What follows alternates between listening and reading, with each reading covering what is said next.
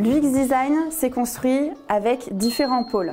Tout d'abord, nous avons l'interface. L'interface, c'est tout simplement la construction du site internet qui est fait par zone de blocs. Nous avons la navigation. La navigation, elle, par contre, c'est totalement différent. C'est d'aller d'un point A à un point B, comme je t'ai expliqué tout à l'heure. Ensuite, il y a la structure du site. Il y a sa hiérarchisation. Ça aussi, ça fait partie du problème. Particulièrement quand on parle de site e-commerce. Alors attention, un site e-commerce, c'est un site qui implique les produits et le service.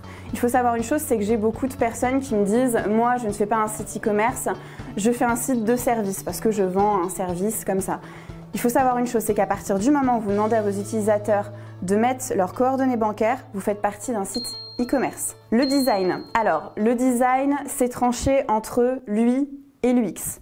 L'UX, lui, il va vraiment s'intéresser à la structure, par où vous allez passer, par quel bouton vous allez passer sur le site, quelle est la navigation sur le menu.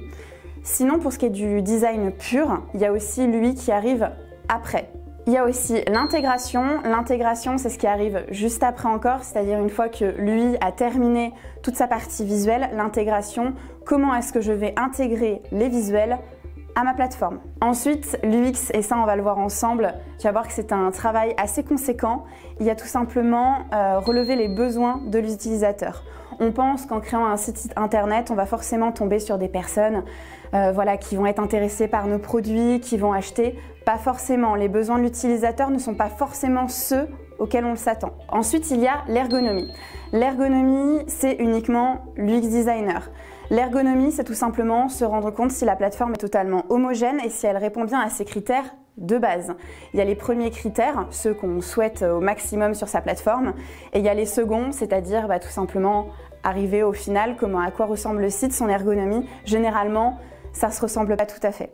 Ensuite, il y a l'accessibilité. L'accessibilité, c'est tout simplement pouvoir dire à son utilisateur, tu peux voir mon site sur mobile et tu peux le voir aussi sur desktop.